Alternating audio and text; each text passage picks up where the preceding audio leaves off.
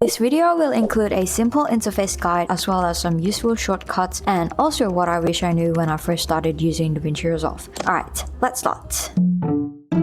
When you first open up Davinci Resolve, you will see something like this. You can either click on this or you can click on New Project and then you name it. It will open up the cut page by default, but you want to be on the edit page. For now, you don't have to worry about all these other pages. You can double click this area, go to import media, and then you can import your media. If this pops up, you want to change the frame rate and then you drag and drop it onto your timeline. In Capcut, you can change the aspect ratio, but in Davinci Resolve, we changed the timeline resolution. It is the same as aspect ratio, but this is in pixels instead of ratio. You can also custom your pixel here and then you can click save. To prevent lagging and also to prevent the software from crashing, you can go to playback, timeline playback resolution, and then you can either choose half or quarter. If it still lags, you can generate proxy. In Capcut, it is quite simple because you just have to go to modify, performance, and then you can turn proxy on and it will automatically generate proxies for you. But in Davinci Resolve, you have to generate proxies on your own by double-clicking on your media. Go to proxy media and then generate proxy media. And after it is generated, you want to go to this icon and then prefer proxies. Next is cutting your video. In Capcut, I personally use Command B to cut my video.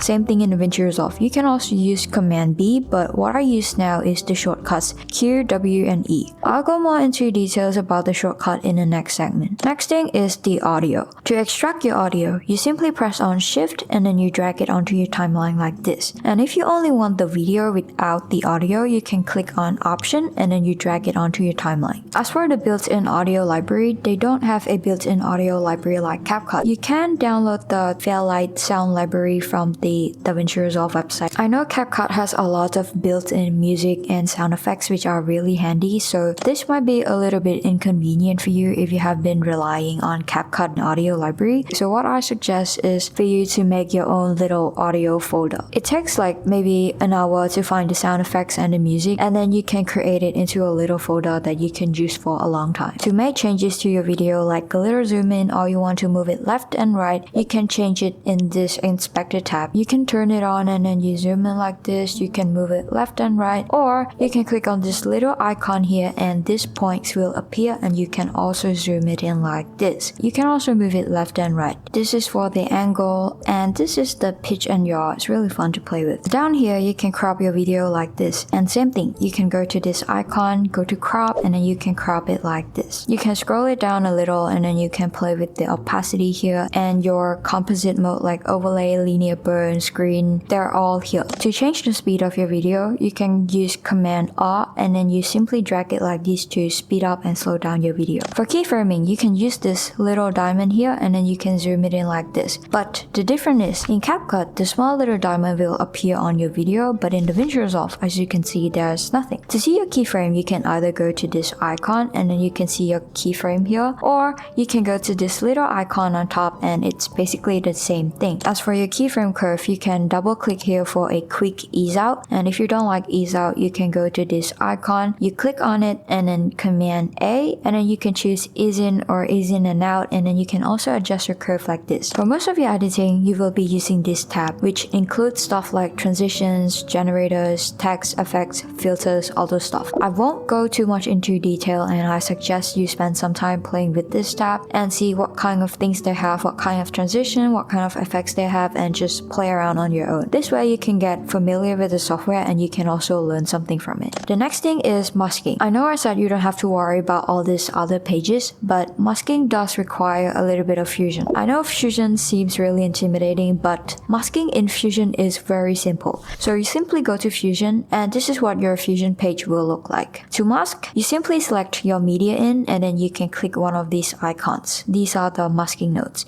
You have rectangle, you have circle. See, if you don't select your media in, it won't connect. So make sure you select your media in and it will connect on its own like this. You can also adjust your mask here, and this one is the polygon mask. You can draw your own mask, which is really cool. I use this polygon mask a lot. Wow, now we have a questionable mask. You can also do some color grading here. These three are for color grading. Say you want it to look a little bit blue, so you can adjust it here, or you want to turn on the hue, you want to turn down or turn up the saturation, it's all here. This one is the color curve, and this this one is the brightness and contrast. To export your video, you want to go to this deliver page, enter your file name. These settings I usually do MP4 and H.264 for YouTube, and then I go to add render queue and then render. And that's pretty much it. That's everything you will most likely need to make a video in DaVinci Resolve. Like I said, this is just a simple guide. The purpose of this guide is to not overwhelm you and simply let you know where the functions are, so you can feel like DaVinci Resolve is just another editing software.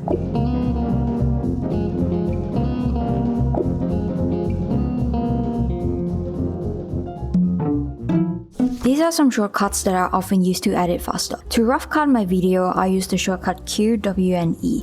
Q is to delete the left of my playhead, W is to cut, and E is to delete the right of my playhead like this. And then I would use Command Z to undo. If I want to quickly duplicate this clip, I would click on Option and then I would drag it like this. If you resize your viewer like this and then you struggle to get it into the original position, you can just quickly press on Z and then it will go back to the original position. If I want to move my playhead left and right, I can drag it like this, or I can use the arrow button like this, or I can quickly press on A and D like this. To zoom in on your timeline, you can just quickly do it with your fingers like this in Capcut, but in DaVinci Resolve you cannot do that. See, it doesn't move. You can either use this slider here, or you can use these icons, but I put a shortcut on my X and C to quickly zoom out of my timeline and zoom in on my timeline like this. I personally use X and C because it's on this side of the keyboard, but you can use whatever keys you want. The next shortcut that I use is L. This is just to play your video at a faster speed like this. And the more you click on it, it will continue to double the speed of your video like this.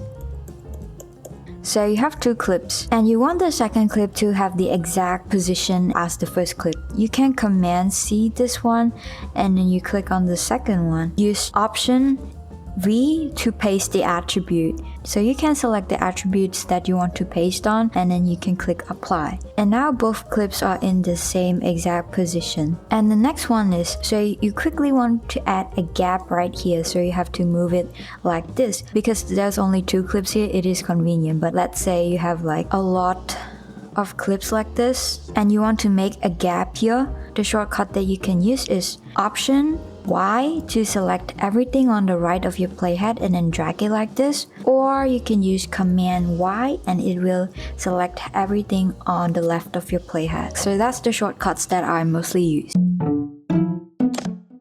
I remember really liking this push transition, and I was so disappointed that they only have it in a push left motion, because in Capcut the only thing that you can change about your transition is the duration of it. So naturally I didn't try to look more into this transition, but it turns out that they have the options here that you can choose. So you can choose motion blur, you can also add custom transition curve to your transition. There are so many adjustments that you can make to your transition, which I find really cool. For the longest time, I've always thought proxies are a smaller version of the original files, but that is not true. I thought it was my original file that is that big, so I thought something was wrong with my OBS setting. I tried to fix that, which clearly doesn't solve the problem because that was never the problem. So I did struggle with my 2 gigs availability for like a few weeks. The proxy settings that I use now is 1/8 or 1/16, and then I would use H.264. H.264 is very compressed. That's why the proxies file is a lot smaller. But if storage is not a problem for you, then it is recommended to use ProRes for Mac and these DNxHR for Windows. I saw this tip a while back and it made my editing experience a lot easier. The tip is to change the viewer background from black to checkerboard. Sometimes I can't tell and I don't even notice that my footage doesn't fill out the frame properly. Like this one, I probably can't tell that this black is not in the original footage, but if I change my viewer background to checkerboard, I can clearly see that it is not filled out properly, so I can make some adjustments. I have seen posts out there that compare, learning DaVinci Resolve to piloting an airplane. I also felt the same when I opened up this software for the first time. Like, my brain can't comprehend new things, and that's on me, but I can't be the only one. Yes, unfamiliar things can seem really intimidating, but DaVinci Resolve can be as simple or as complicated as you want it to be. It will take some time, but you will definitely learn how to use it.